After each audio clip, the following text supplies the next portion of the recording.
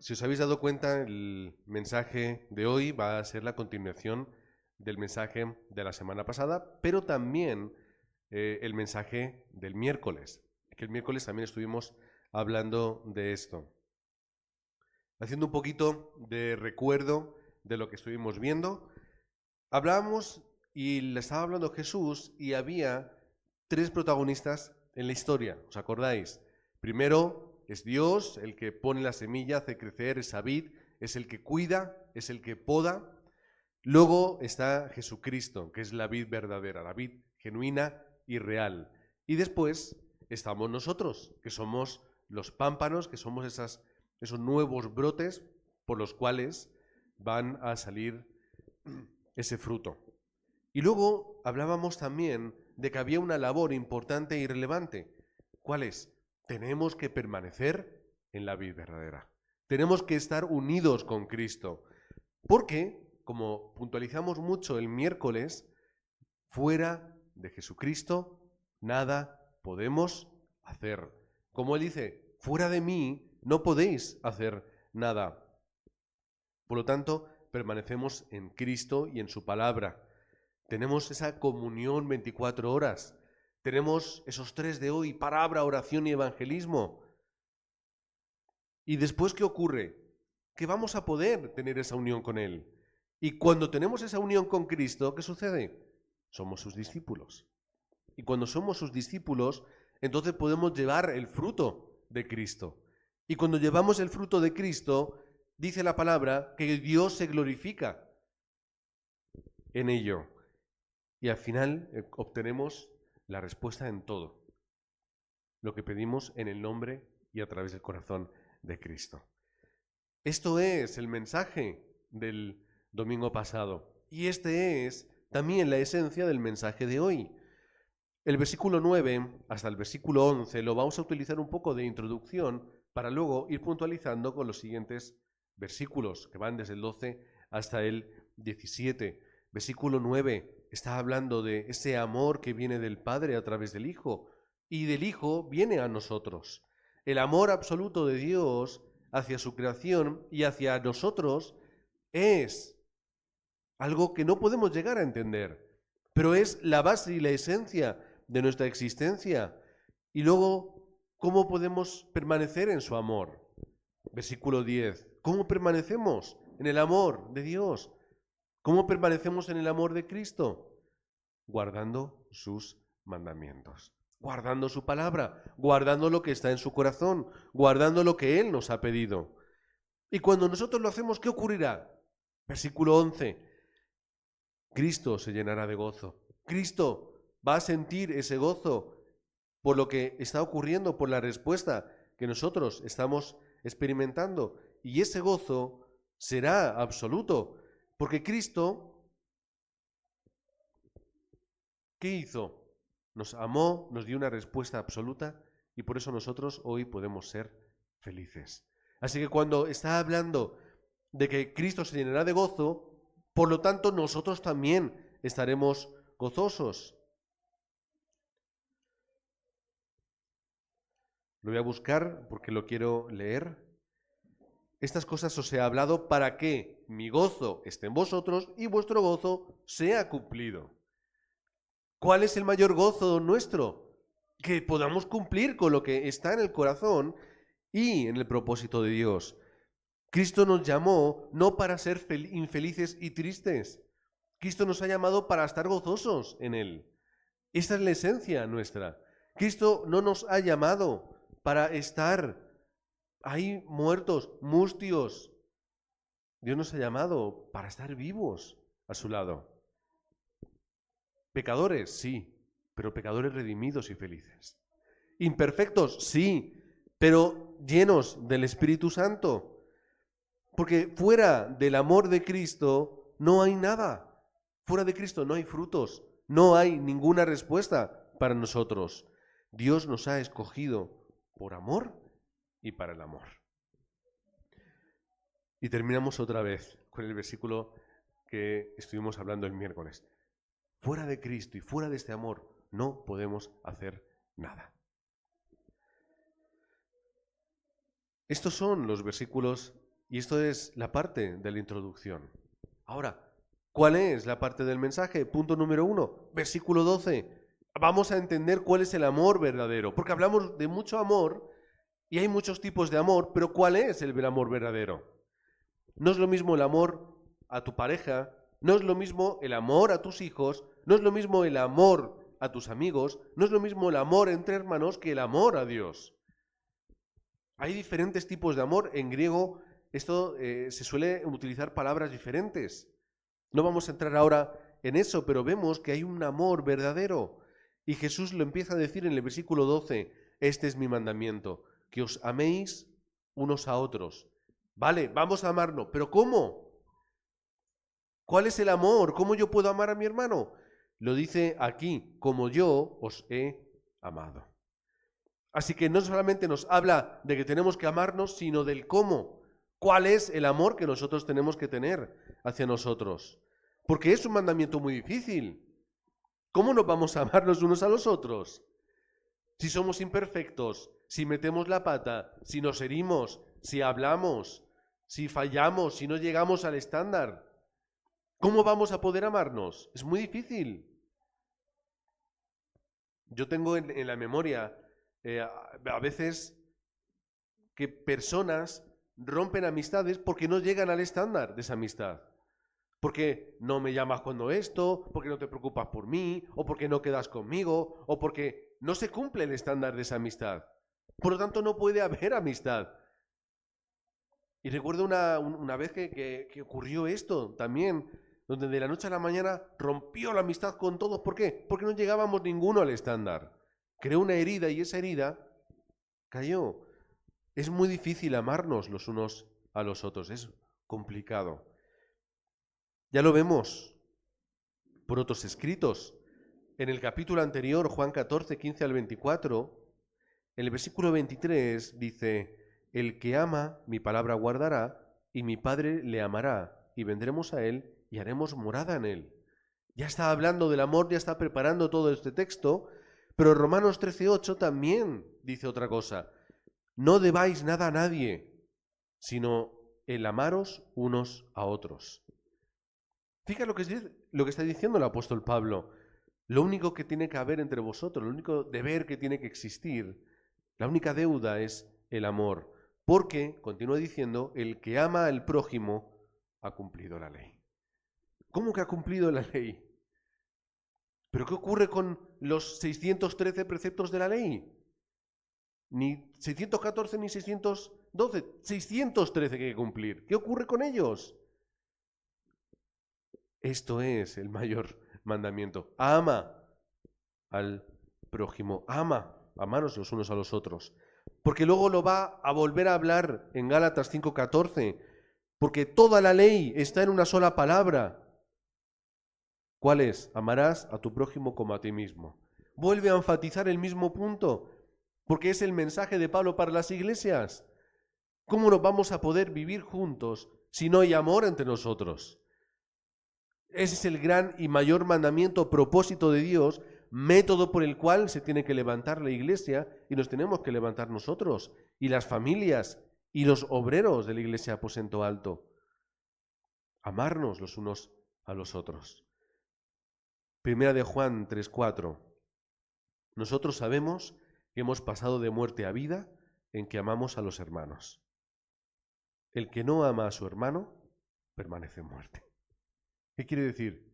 Si nosotros tenemos a Cristo, de una forma natural, tiene que haber amor hacia los otros. Más, menos, más evidente, menos evidente. Pero el amor es lo que nosotros podemos experimentar cuando hemos pasado de muerte a vida. Pero es muy difícil amar a los demás. Heridas, diferencias, prejuicios, egoísmo.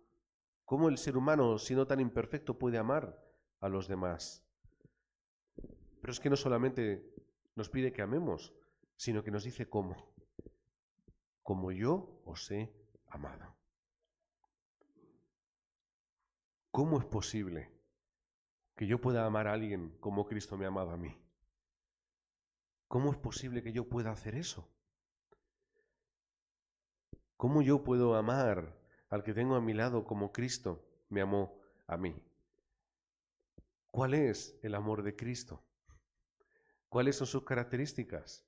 Pues es muy sencillo. Versículo 13, punto 2. El amor de Cristo es dar la vida por los amigos. Nadie tiene mayor amor que este, dice el versículo, que uno ponga su vida por sus amigos. Tenemos que amar como Cristo lo ha hecho y eso significa que tenemos que dar nuestra vida por los demás. Ya sabemos cómo tenemos que amar. Eso no quiere decir que sea más fácil saber cómo. Pero es difícil, es complicado. Pero es la realidad. Cristo dio su vida por sus amigos. Dios dio su vida por todos. Además lo hizo de una forma injusta y merecidamente, porque no merecíamos que Cristo muriese en la cruz. ¿Cómo nosotros íbamos a poder exigir que el Dios Todopoderoso viniese como hombre a la tierra para morir por nuestros pecados? ¿Quién soy yo para exigirle a Dios esto? A Dios el Santo, el Perfecto, el Todopoderoso. Pero ven abajo y muere por mí. Es injusto, es inmerecido. Pero es la realidad. Y Pablo la expresa con total contundencia en Gálatas 2:20. Dice, con Cristo estoy juntamente crucificado, y ya no vivo yo, mas vive Cristo en mí. Y lo que ahora vivo en la carne, lo vivo en la fe del Hijo de Dios, el cual me amó y se entregó a sí mismo por mí. En otras palabras, lo que ahora estoy viviendo como ser humano en esta tierra y en este tiempo, lo vivo con la fe de un Hijo de Dios, conociendo, sabiendo que Él me amó y se entregó a sí mismo por mí. Entonces, ¿cómo lo aplica Pablo? Yo la única forma que puedo amar a los demás es cuando yo también me subo a la cruz y me crucifico con Cristo. ¿Qué quiere decir?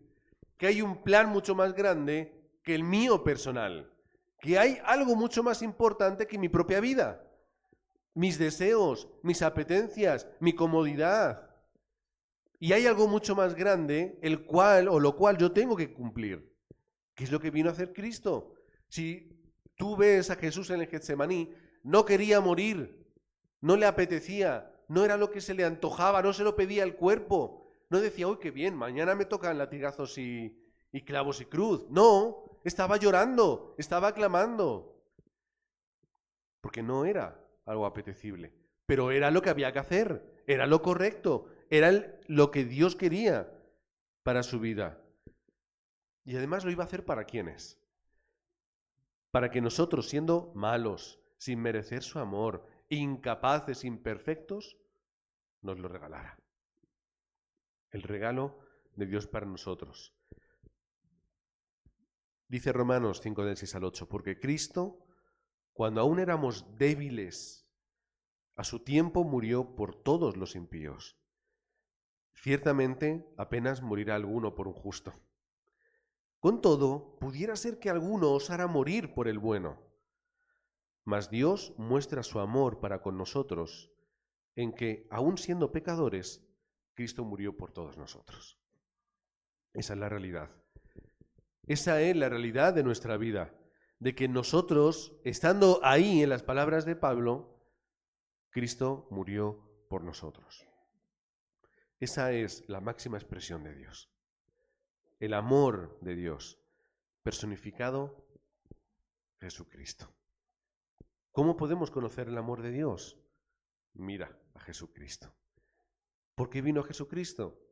Aparte de para morir, para que nosotros pudiésemos conocer a Dios y pudiésemos conocer a su palabra viva, caminando, hablando, enseñando y finalmente muriendo y resucitando por nosotros. Es un amor que es contradictorio, porque Dios resulta que ama al pecador, aun cuando el pecador obra en contra de Dios. No solamente es que Dios lo ama, sino que muere por el pecador. Ahora, sin embargo, ¿qué hacemos nosotros? Nosotros no amamos, sino que actuamos en contra de Dios. Y nosotros, por lo tanto, no hacemos nada por el prójimo. ¿Por qué no hacemos nada por el prójimo? Porque es imperfecto, es pesado, es esto y es lo otro. Al igual que nosotros. El amor de Dios deja una deuda en nosotros. Tenemos una deuda con Dios. ¿Cuál es? Que si Dios nos ha amado y ha dado su vida por nosotros, nosotros amemos a los demás. Esta es la deuda que Jesucristo nos ha dejado. Jesús no habló tanto de su amor. Algunos versículos, pero no habló tanto de su amor. Eso lo encontramos en los escritos de Pablo, las cartas de Juan, habla mucho del amor. Pero Jesús no habló tanto de su amor. ¿Qué es lo que hizo? Lo demostró, que es aún más importante. No podemos copiar el amor de Cristo, pero sí podemos actuar, subiendo a esa cruz, negándonos a nosotros mismos para poder dar nuestra vida por los demás. Primera de Juan 4:10 dice, en esto consiste el amor, no en que nosotros hayamos amado a Dios, sino en que Él nos amó a nosotros primero y envió a su Hijo en propiciación por nuestros pecados. Volvemos otra vez a la esencia. En esto consiste el amor, en que Dios nos amó primero y por lo tanto yo puedo amar a los demás. Primera de Corintios 10:24, que ninguno busque su propio bien, sino el del otro. Primera de Corintios 10:24. No busquéis lo que es vuestro, buscad lo que es de los demás. Y llegamos al punto central del mensaje y de donde hemos tomado el título de hoy, que es que somos amigos de Jesucristo. ¿Por qué somos amigos de Jesucristo? Porque nos llevamos bien, porque tenemos los mismos gustos. ¿Por qué? Porque Él nos ha llamado amigos, que es lo más sorprendente de todo. Que dice el versículo 14, vosotros sois mis amigos. Amigos, utiliza la misma palabra. Que somos los amigos de Jesucristo, nos llama así. ¿Cómo es posible que nos llame amigos si somos tan torpes? Pero es lo que Él dice, vosotros ahora sois mis amigos, si hacéis lo que yo os mando. Si cumplís con el plan, si estamos juntos, somos amigos, vamos en la misma dirección, en la misma corriente, vamos a hacer la evangelización, vamos a amar al mundo hasta el punto de poder testificarles que Jesús es el Cristo. Versículo 15, ya no os llamaré más siervos, porque el siervo no sabe lo que hace su Señor, pero os he llamado amigos, porque todas las cosas que oí de mi Padre os las he dado a conocer. Tenemos la diferencia, no somos siervos, somos amigos. Y no había ningún problema con ser siervo, porque Moisés se reconocía como siervo de Dios. Josué se reconoce como siervo de Dios, porque David se reconoce como siervo de Dios, porque también Pedro llega a decir que es esclavo de Jesucristo. Pero es que Jesús nos llama amigos. ¿Por qué no somos más siervos? Porque aunque el siervo principal puede tener cierto honor, al final el siervo solo obedece, cumple, se calla y trabaja. El siervo, sin rechistar, ni preguntar, ni comprender, tiene que hacer lo que el Señor le dice. Y el siervo no conoce los secretos. El Señor tiene reservas con los siervos. Y el Señor, además, no confía 100% en ellos. Al final, un siervo no deja de ser un siervo. Y tu corazón lo pones en otra persona, que esté a tu mismo nivel. Esto es un poco en el contexto de aquella época. Es normal. Sin embargo, ¿qué ocurre? Juan 13:13. Vosotros me llamáis maestro y Señor, y decís bien porque lo soy. Es decir, nosotros sí, claro que somos siervos de Cristo. Pero más allá, Él quiere hacernos amigos. Es decir, pasamos de ser siervos, de ser dulos, a ser amigos, a ser filos. William Barclay habla y explica que los emperadores y los reyes de Oriente tenían su círculo de amigos, que no eran los funcionarios, que no eran los generales, que no eran los consejeros, eran sus amigos. Y los amigos entraban a su aposento cuando querían y hablaban de él lo que querían y le decían lo que tenían que decirle. Nadie más podía hacer eso, solamente sus amigos.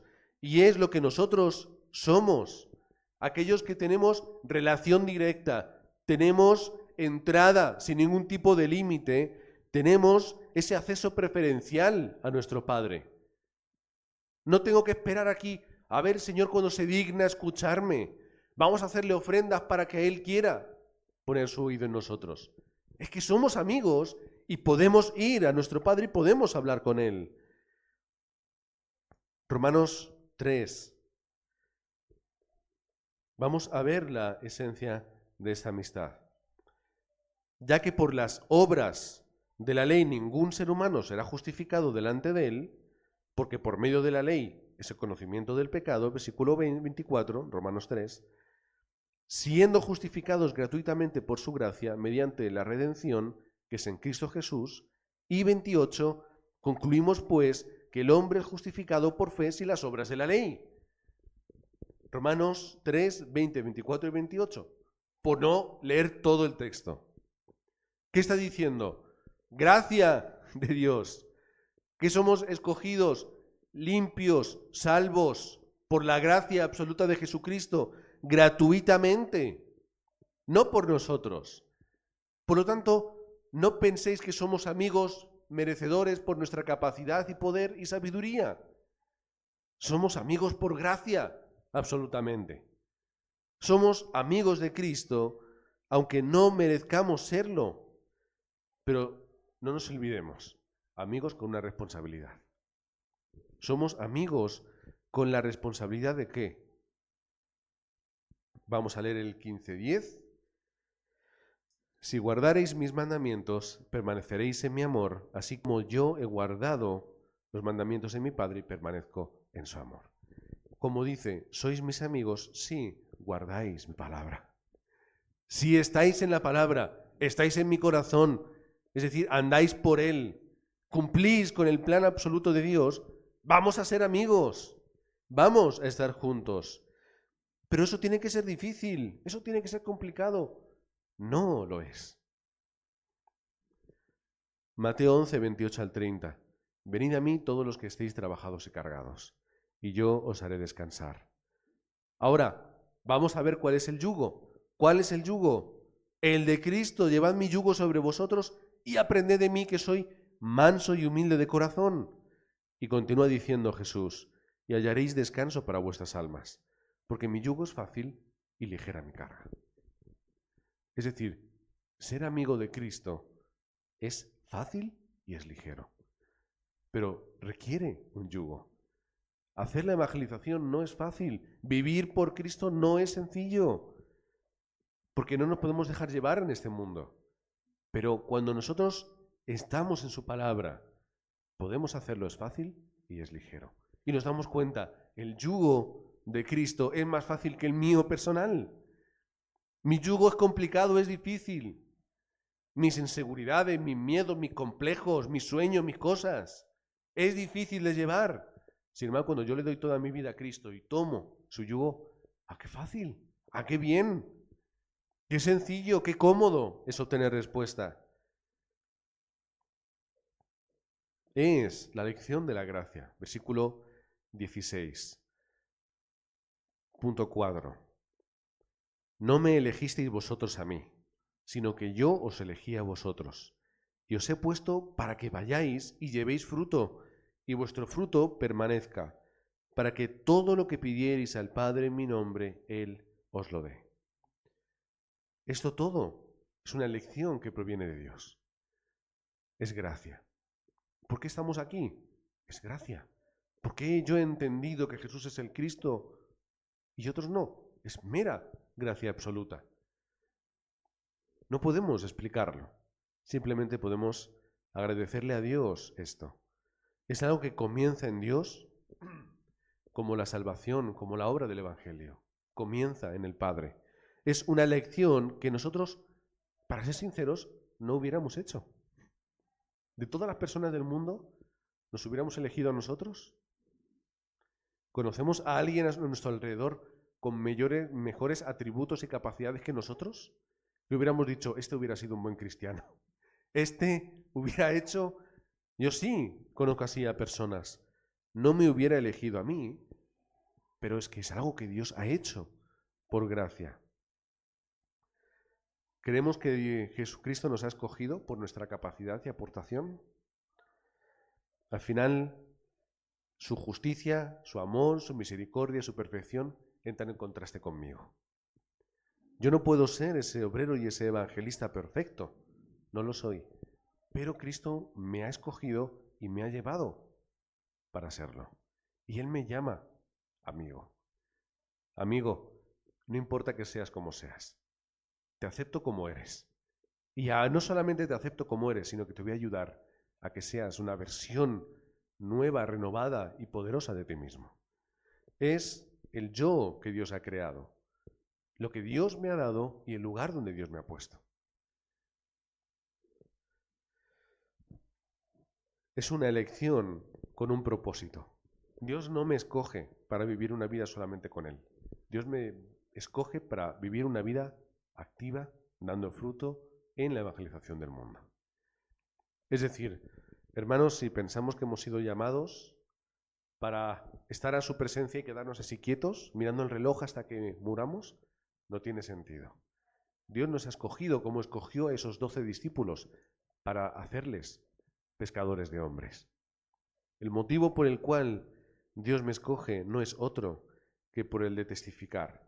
Así que, hermanos, vamos a dar las gracias a Dios por ser escogidos, pero vamos a cumplir y a corresponder haciendo la obra de la evangelización, amando al prójimo, que es entregarle lo más preciado que tenemos, que es el Evangelio. Vamos a amar al mundo y vamos a intentar ayudarle y solucionar los problemas del mundo. ¿Cómo? A través del Evangelio. Efesios 2:10. Porque somos hechura suya, creados en Cristo Jesús para buenas obras, las cuales Dios preparó de antemano para que anduviésemos en ellas. ¿Qué quiere decir? Que hemos sido llamados ¿para qué? Para hacer las buenas obras que Dios ya tiene preparadas. Es decir, nosotros, creyentes en Cristo, ya tenemos el plan y el itinerario perfecto de nuestra vida. Todo está preparado por Dios, solamente tenemos que levantarnos.